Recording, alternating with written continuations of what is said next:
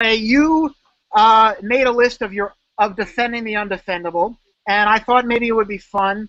I made a list of my own, and to go through some of them with you. All right. Sure. My first one on the list is bestiality. Well, I've already done two defending the undefendables, and I have already written number 3 and number 4. Well, although number 3 is in good shape, almost ready to go. Number 4 is sort of, I've got bestiality in there somewhere. Not that we favor bestiality, just that we don't want to put people in jail for that. Mm-hmm. Yeah, I agree with that. That's a good one. Yeah. I've never understood. People say, well, it's like rape. Well, then eating meat is like murder. I mean, you have to be consistent at least. Yeah, now, but the problem is if we want to legalize it, people think we favor it. It's sort of like prostitution. I'm forever saying I have a daughter. I don't want her to be a prostitute, but if she were a prostitute, I wouldn't want her to go to jail for it. But just because I favor the legalization of prostitution doesn't mean I favor the act of prostitution. I think I want my daughter to meet some nice guy and have a nice marriage and not go to bed with anyone just for the money. I think as a non-libertarian, I think it's immoral. Right. But as a libertarian, I think it should be legalized. All right. Cool. Okay, I agree with you on bestiality. All right, necrophilia. Which one is necrophilia? Having sex with a corpse. Oh, right. Yes, of course, obviously. I've got that one, too. I'm pretty sure. I'm going to have to send you my list. I must have, I don't know, maybe 200 or 300 in my list because a lot of people keep sending me stuff. They say, oh, you missed this, you missed that, you must put this one in the next book. Mm-hmm. The problem with bestiality and necrophilia is, I don't know, can I go to jail for that? I'm not sure. And will anyone publish it? Which is a practical issue. And sometimes I contemplate, well, I'll just do a posthumous one. I'm already 72, and, I've only got the life expectancy of, I don't know what, 15, 20 years. So maybe I'll have a special posthumous one where I just put the real, the tough ones, the necrophilia, the bestiality, cannibalism would be another tough one to swallow. Mm-hmm. What else is on your list? That was a very good pun. Tough one to swallow. I didn't get it. Yes. Yeah. Well, voluntary cannibalism. Obviously, you couldn't. There was a true case like that. A guy, and I think it was 2004, put an ad on the internet saying, "I'm a cannibal. I'll eat you if you want to be eaten," and some guy consented to being eaten. To me, that's not murder. No, I disagree with you when you said there is a case. There were many cases. Many cases. That was one case. There was this other case, or several other cases, where you get these hikers, and where they're marooned on a ship, and they're in a boat, and one guy is. They can't all live. They're out of food. They're drinking urine. They're drinking whatever, number 2, whatever it is, shit. They're eating shit. They're drinking urine. They're all going to die unless they get some food. And what they do is they draw straws, and whoever loses, they kill him and eat him. And they all agree. Well, whether they're in a boat or in a cave or somewhere, there are many, I won't say many cases, and there's some, what do you call it, fictional cases like that, but there are actual cases that go to court, and I think if it's voluntary cannibalism, it's compatible with the non-aggression principle. It might not be moral. I don't know. I'm not an ethicist. I'm not a moralist, but I'm a libertarian. And from a libertarian point of view, if adults, consenting adults, no children here, agree to cannibalism, well, yes. Mm-hmm. Shouldn't be illegal. I agree. The next one is watching child pornography. Yes. I go further. I go further on the child pornography thing. What I say is, well, first of all, this whole child pornography is crazy. In Canada, somebody mentioned this, and nobody would speak to him or something. Probably no one's going to speak to either of us, too, but let me talk about child pornography. First of all, you can be put in jail for drawing child pornography. Drawing a picture of a kid, like I drew a tent. If I drew a little kid not only that, if a child takes a picture of himself naked, he's considered a child sex offender. I mean, the whole thing is crazy. Yeah. A lot of people, took pictures of their babies when they're 2 or 3 years old, and they took pictures of them naked, and it doesn't seem even pornographic to me. But then again, I'm not into child pornography. But look, take the following case. I have a son who's 5 years old, and I'm going to die, and he's going to die. Mm-hmm. And you dirty rat, are a child pornographer and or a child abuser or whatever you are, and I make a deal with you. I say, yes, I'll let you have intercourse with my child, and you have to pay me enough so that I save his life. Mm-hmm. There used to be that expression, better read than dead. I'm going to get in trouble with the New York Times. They're going to say that I actually favor it, but what the heck? New York Times, they accused me of favoring slavery, so anything's possible. Yeah. Better read than dead? Well, in my view, the key element of being a parent, of being a guardian, is to keep the kid alive. If you let the kid die, you're not a good guardian. If you let him have intercourse with somebody to save his life, better that than letting him die. So I would favor, I would not put in jail a person who allowed his child, 5-year-old child, to have intercourse with an adult if it was to save the child's life. Now, if it wasn't to save the child's life, it was just, you were a despicable child molester, well, then I think you should go to jail for that, whether you're the parent or you're the molester or whatever. So I wouldn't favor not only child pornography, but child abuse. I favor child abuse, or rather, I don't favor child abuse. I think child abuse should be legal if it saves the life of the child. Well, I think I think in those extenuating circumstances, I would say you have to try other options. Look, if you're starving to death, and the way to keep your child from starving is to chop off his arm so he can eat it, well, that's keeping the child alive. Well, but I would say that's unacceptable. Give it up for adoption. Have someone else feed the child. No, I think you're avoiding the quandary. Assume that's the only way to keep the child alive. You can't give it up for adoption? You can't say, I'm poor, you take care of my kid? Obviously, if there was some other way of keeping this child alive other than doing child pornography, and you did the child pornography, you'd be a criminal. Okay. But I'm assuming... I think it's a very unrealistic circumstance. Well, slightly unrealistic, yes. But you're on a desert island, or, I'm concocting a case. Okay. Where child abuse of whatever sort, whether it's sexual abuse or any other kind of abuse, and yeah, I'd chop off a kid's arm and feed it to him. If that was the only way to keep him alive, I would do it for myself. I mean, to me, life is very important. Life is very precious. And if you're going to be a good guardian or a good parent, you keep that kid alive. That's the first thing.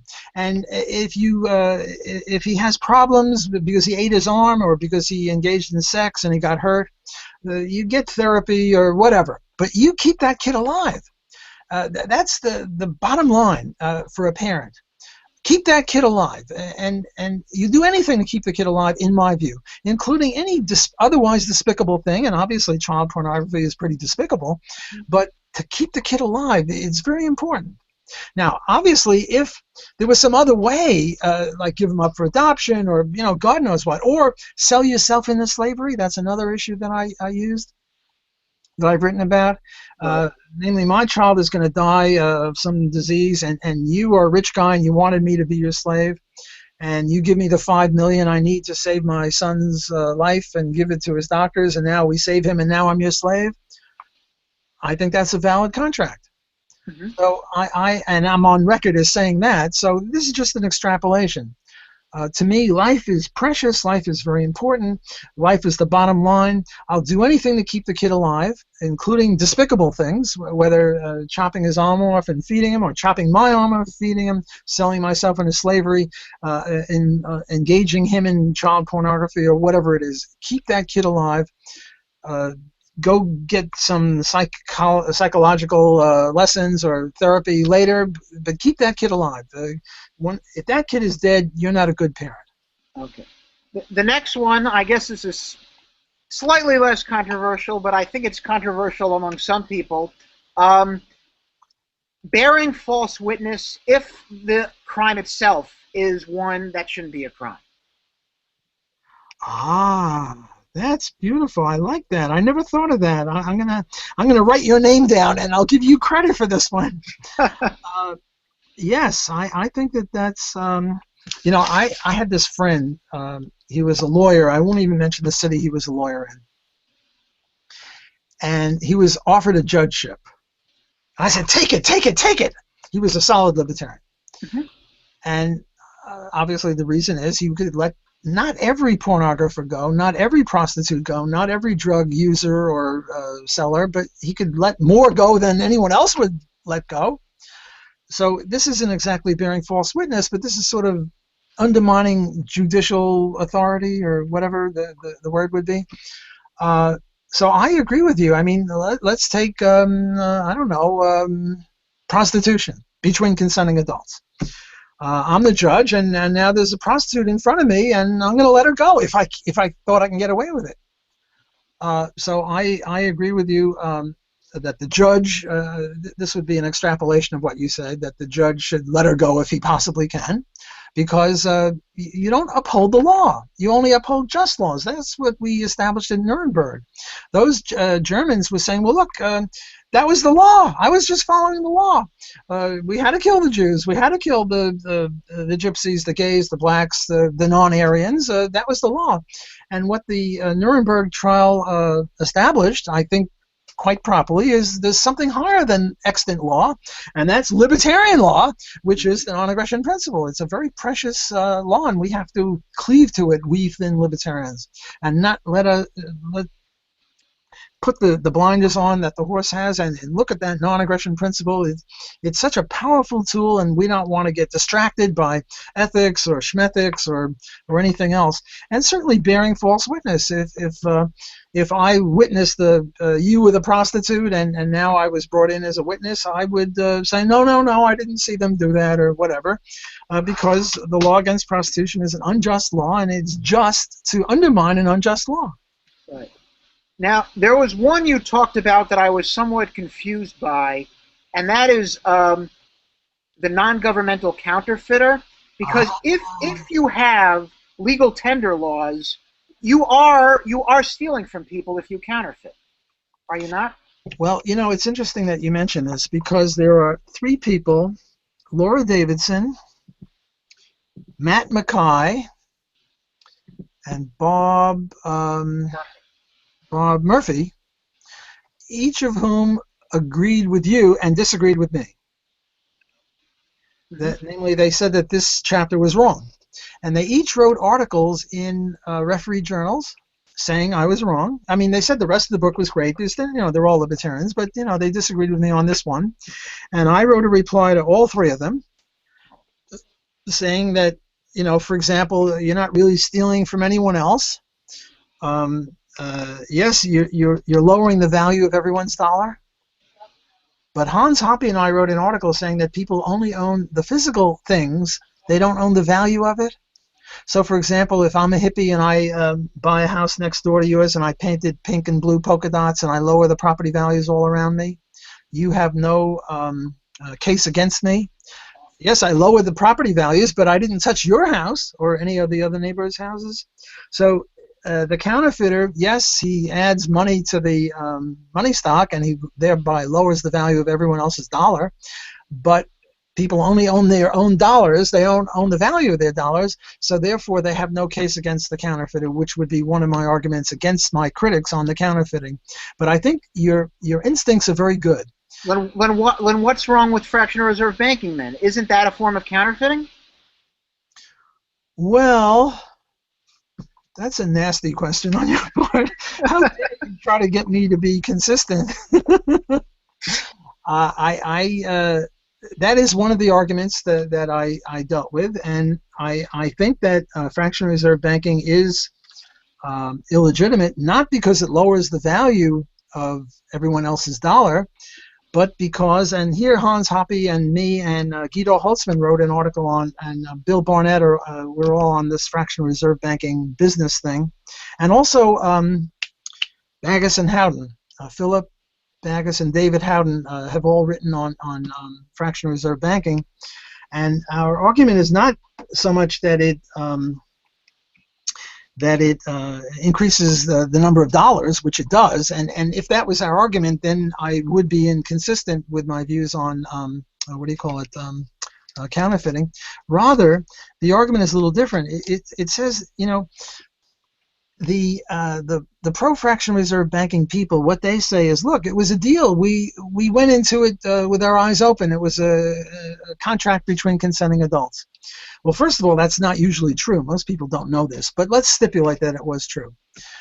What Hans Hoppe and Murray Rothbard, he's another one who is the leader of us all on this.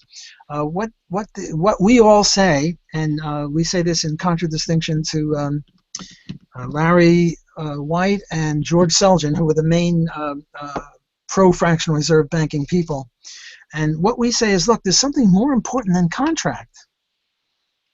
There's something deeper than contract for a libertarian, and that's property rights. Property rights are crucial.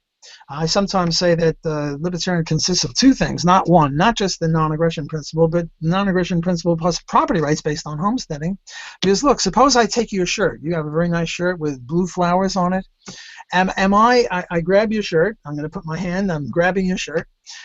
Am I a thief or not? Did I initiate force against an innocent person? Well, that depends who the rightful owner of the shirt is. If you stole it from me yesterday, now I'm just repossessing it.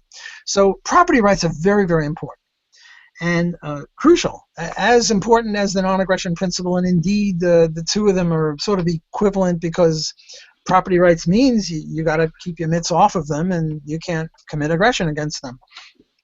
Okay, so right now in New Orleans there are, I don't know how many cars,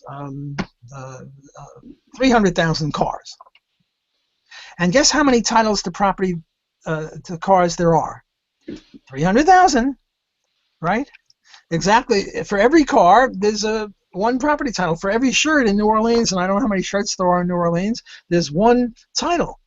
And if we start creating more titles, which is what fractional reserve banking does, more titles to property than there is property, it's sort of like a square circle. I mean, suppose I had a contract with you and I said, I'll sell you a square circle for $10.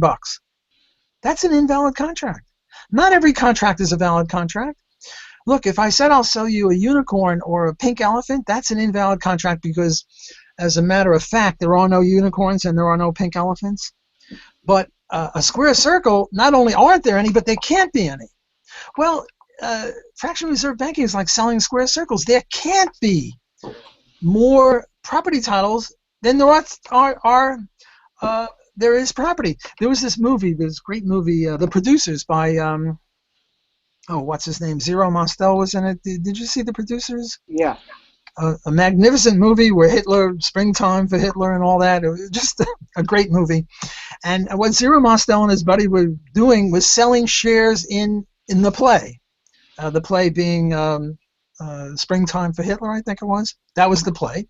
And I'm selling you 25%, I'm selling him 50%, I'm selling this guy 75%, I'm selling that guy 22%.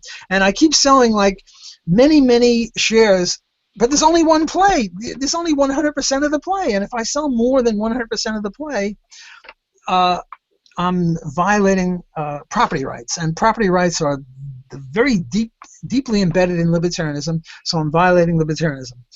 Whereas counterfeiting is very different. Now look, I'm not in favor of counterfeiting legitimate money. If we had a gold standard and anyone started counterfeiting gold money, they're a bad guy, they go to jail, fraud, yak, yak, yak. But I'm talking about counterfeiting counterfeit money.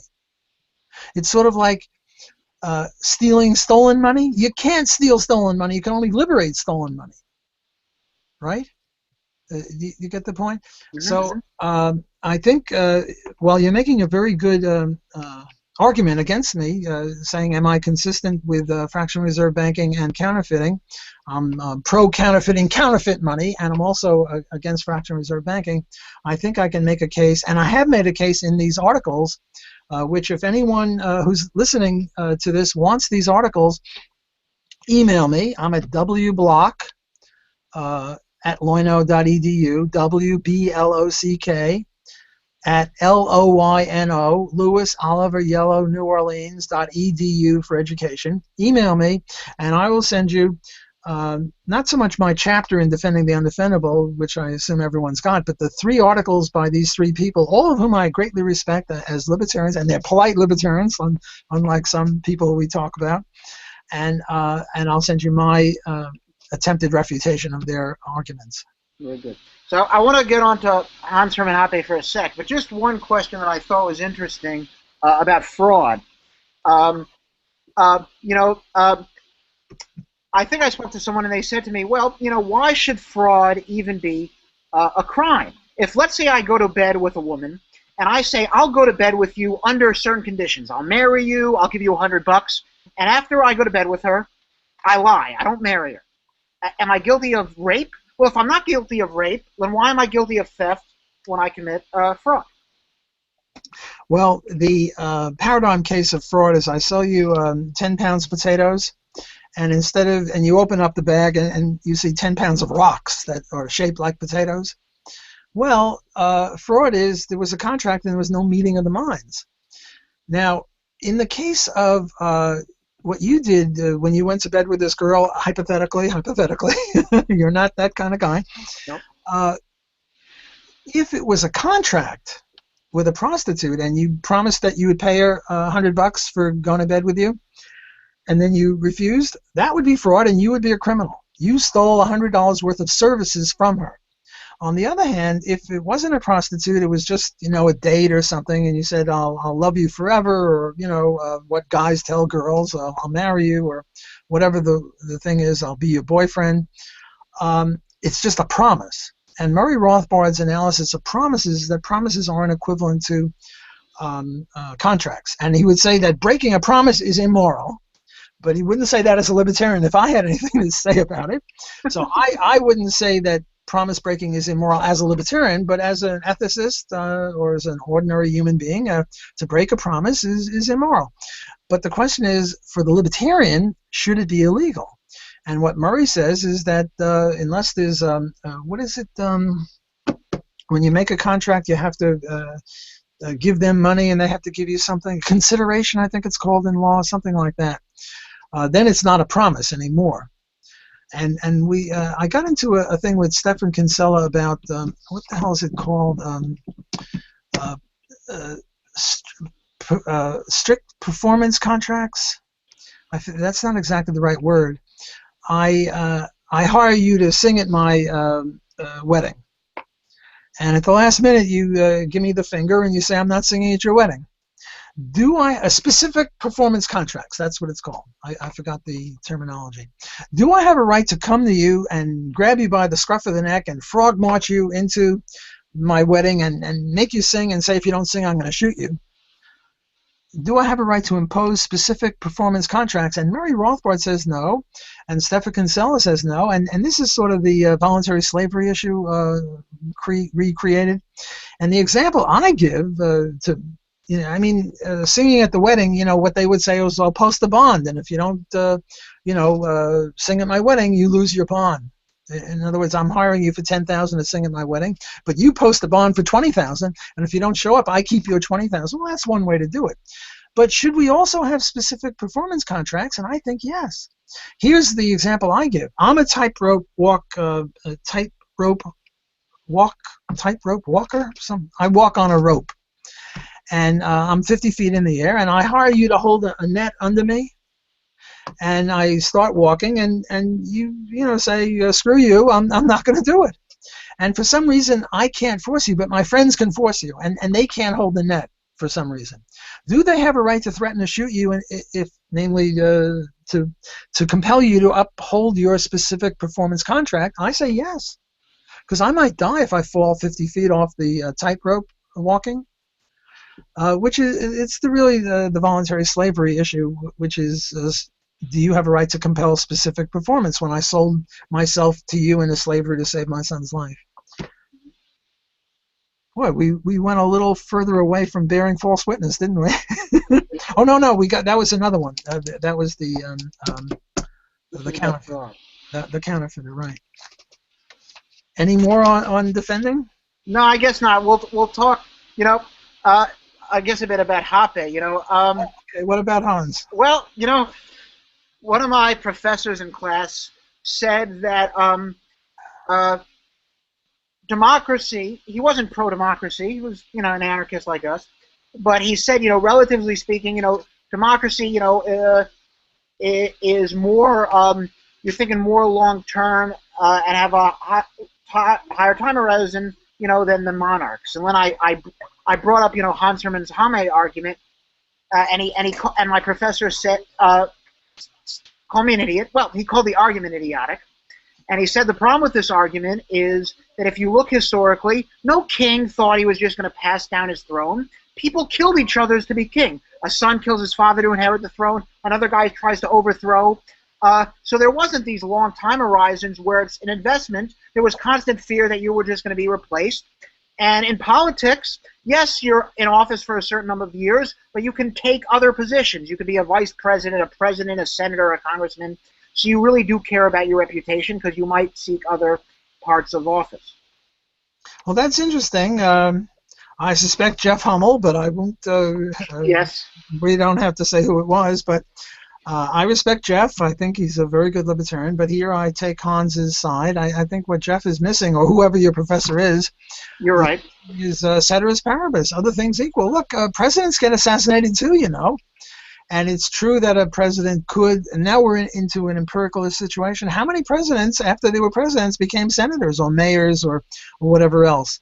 I think Hans is 99% right, and maybe Jeff Hummel is 1% right, because remember, this is not a matter of deontology. This is now an empirical issue, and in empirical issues, you don't usually get 100%.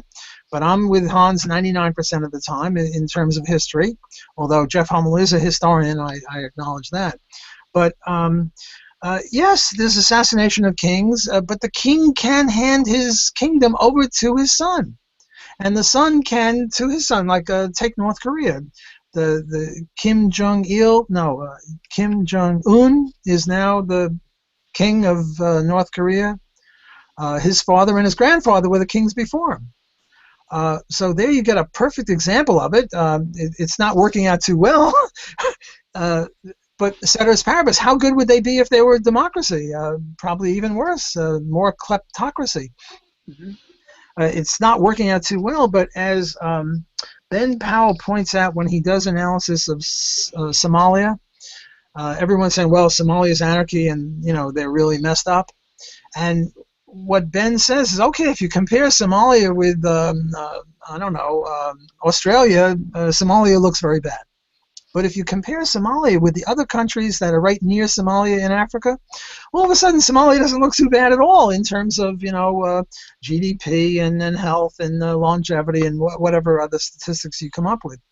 So I think that I'm a Hans Hoppian on the democracy issue. I think that this idea of term limits is bad, because term limits you. I mean, right now, poor Obama has to get out after a measly stinking 8 years, and he can't give the presidency to his daughter, who's not old enough yet, but if he hung around for another 16 years, his daughter then would be of an age, I guess she'd be 30 in 16 years, I forget the exact ages, he would then have more of an incentive not to ruin the economy.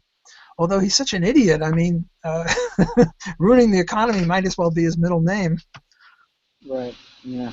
Yeah. Usually, when statists say to me, "Well, if you like anarchy so much, move to Somalia," I say, "Yeah, if you like governments so much, move to pre-anarchy Somalia." Right.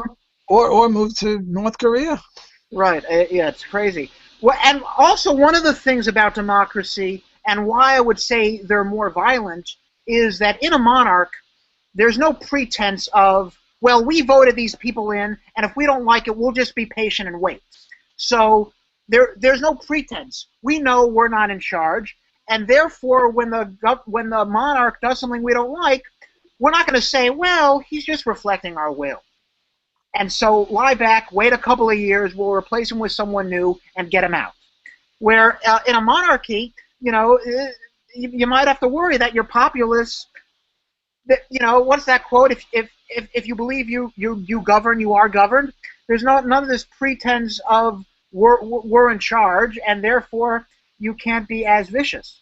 Yes, Hans makes this point brilliantly, and you made the point too. You know, the cousin or the uncle is going to assassinate you if you screw up too badly, or there's going to be rebellion of the people with pitchforks or attacking the castle.